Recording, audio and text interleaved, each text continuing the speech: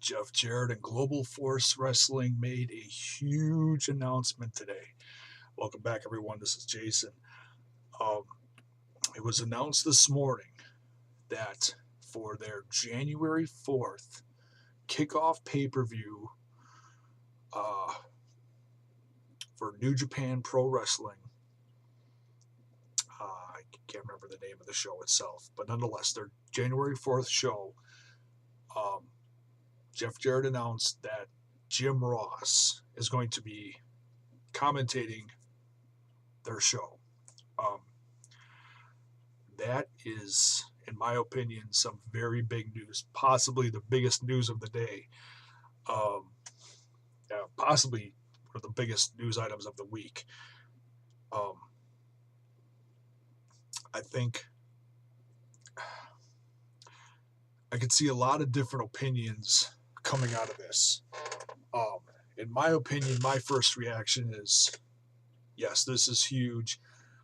It's also shocking because I think a lot of people assumed because he had been with WWE for so long that Jim Ross would be considered a company man, um, even though he's not under contract anymore. And, um, you know, good for Jim Ross that he's branching out and doing different things.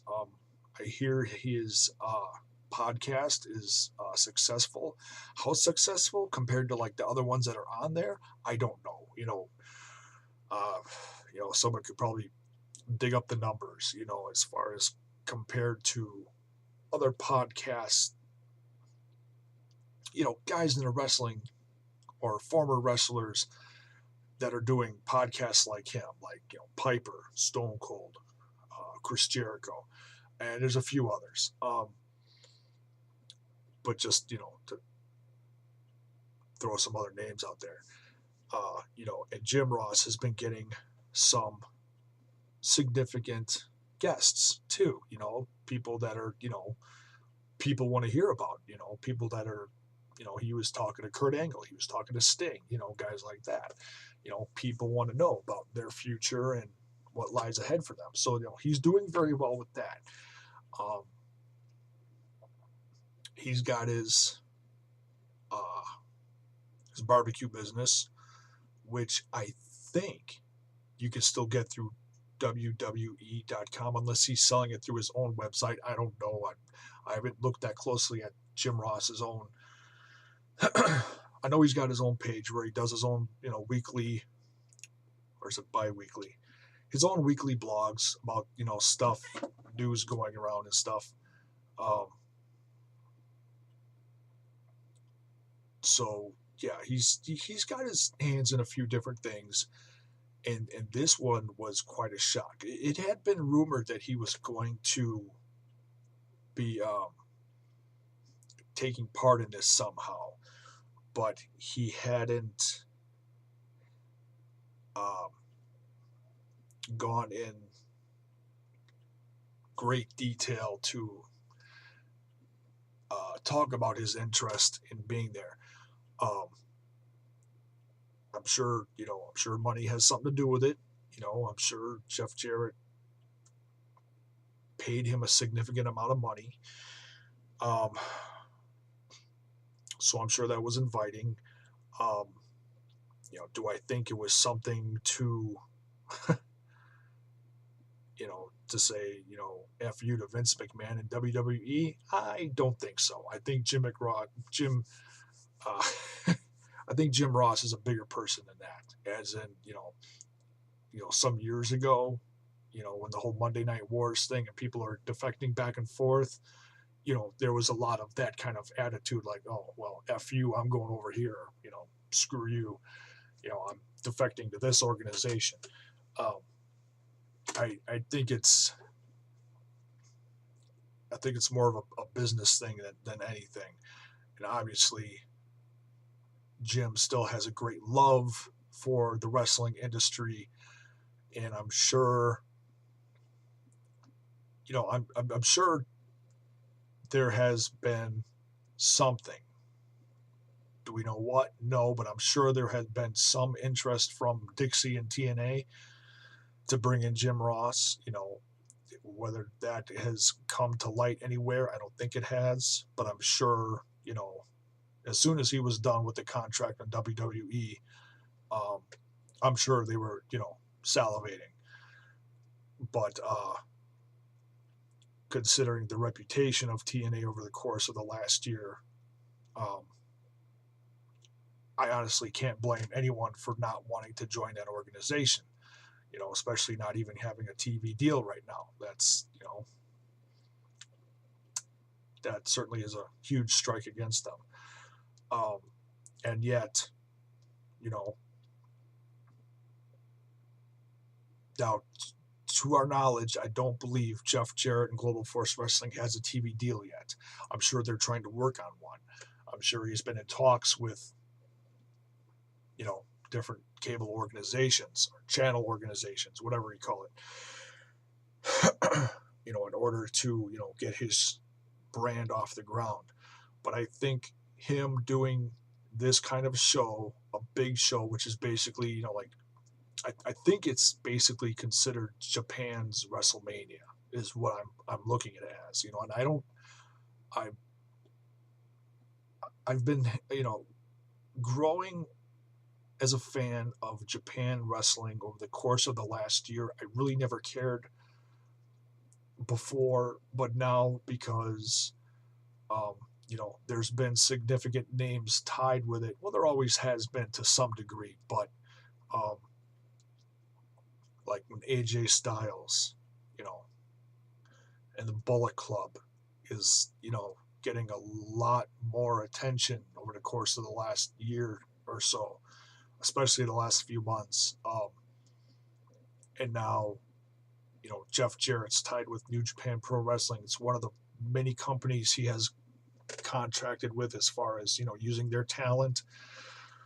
How that's going to go forward in the future, I don't know. All I know is that he's got, contracts with like a dozen or so companies, including, AAA in Mexico. But some of these bigger international companies, have contracts with some very talented individuals.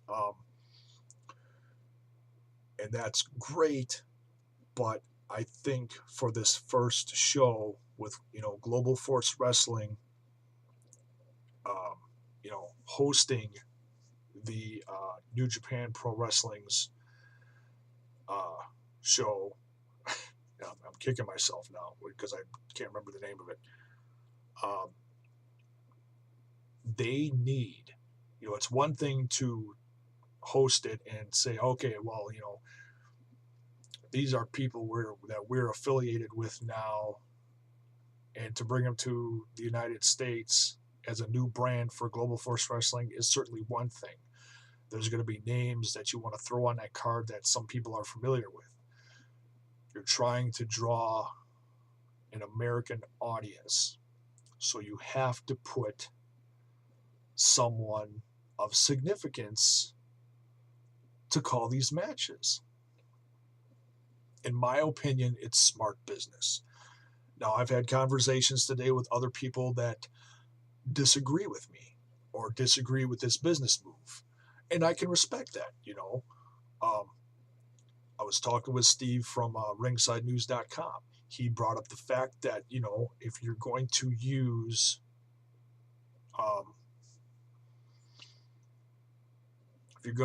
use names, ex WWE talent, then it's going to have the same effect that, TNA had and or WCW had, is when you're, stealing talents, and not doing something original. I can see that point of view too, and I'm sure there are plenty of people looking at this news today saying, oh, they got JR, that's not that big a deal. It's not a positive move. It's not a move in the right direction when you're trying to start your company. I I can understand that, but I think it's more. I'm tending to look at it more of a positive move than a negative move for Global Force Wrestling. Um, and I've heard other people say that it's a positive thing that Jeff is taking his time with this. He's not just boom everything at once. It's been putting his name. Well, first if it was leaving TNA, that was the first step. That was big because he started TNA, and the fact that he left that company, made a big statement. Then it was okay. Well, now I'm going to start this organization. He's been doing it in baby steps, literally baby steps. He's been traveling the world. He's been looking for talent, getting contracts with other companies to use their talent. He was recently in talks with, Ring of Honor. He's got contracts with significant companies that hold very good talent, and he's got contracts with companies that aren't as well known, um, that people don't know about, but that could still, you know, have great talent. Every company's got their highs and lows as far as their talent basis, and now he's trying to bring all the positives out of all these companies together to the surface.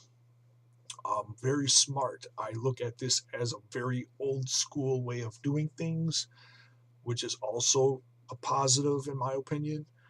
Um, it's got that old school business feel, kind of like when wrestling was more territorial based. You know, Vince McMahon was big up in the Northeast, whereas and then you had the Florida brand, Florida Championship Wrestling. You had the NWA based in the South. You had the AWA based in the Midwest, and others, out farther out west in California, doing West Coast, like that, and they would, swap talents or have, a touring champion that would go all over the place, and that's the kind of outlook that I think Global Force Wrestling is going for. That I think Jeff's talked about that. So, all in all, this news from today, in my opinion, is more positive than negative. I can see both sides of it. People saying, "Oh no, this is a bad move," or "This is a good move." I think it's more good than bad. Like I said, if Jeff's bringing his brand to the United States, and he's bringing in all this international talent, it's one thing to do that and throw it all out there in the ring, and they're having these great matches, and some people are going to be known and some aren't. But what's going to bring it all together? What's going to, it's like all pieces, forming a quilt that I look at, I'm trying to compare it to that. Okay, now what's going to be that one thing that makes it a quilt, ties it all together? You put a significant face out there that's got a great reputation as far as calling matches, period. Jim Ross is one of the, probably, in some circles would probably be called the best ring announcer in history. Not saying he's the only one out there. I'm saying, he can still do it. Throw a big chant, "You still got it." Yeah, he can. And I know he hasn't been um, in the public eye that much. But if, even when he wasn't on WWE or WWF, whatever you want to call it, television, on Raw, calling Raw or SmackDown, go look it up. Go look up some old Florida Championship Wrestling. And when the Florida Championship Wrestling brand became NXT officially, based down in Florida, um, Jim Ross was doing a lot of commentating down there and doing a damn good job. It was really refreshing. It was one of the reasons I loved, excuse me, loved watching NXT when it became its own brand, because Jim Ross was calling it, along with some of the newer talents down there, like Renee Young, um, Byron Saxton, those guys. It was refreshing to have him talk about this new crop of talent. Um, so yeah, now, it'll be great to see him again. As far as other details surrounding this, we don't have a lot. Um, I'm sure more will come out in the next month. And Jeff Jarrett is supposed to be on JR's podcast on December 15th. That's Monday, is when his podcast comes out, I guess. Every Monday, once or twice a week, whatever it is. That's when Jeff Jarrett's going to be on his podcast. And I'm sure they're going to be talking plenty about Jim Ross joining Global Force Wrestling, and expanding on some details. Hopefully, we'll find out sooner than later, if this is going to be going to turn into a full-time gig for JR. Are they going to start out with monthly pay-per-views? How is this? How much is Jim Ross going to be involved in Global Force Wrestling? Is what I'm trying to say. Is this a one-time gig to kick it off, or is it going to be, okay, now you are part of this brand? And it's going to be interesting to see where this goes. I can't wait. I'm excited for it. I've been doing weekly reviews for Lucha Underground. The basically it's the American version of Lucha Libre, the AAA brand down in Mexico, and it's creating a lot of buzz, and more and more people are A, watching it, and B, if they don't have the El Rey network, they're looking for ways to find it, to see it.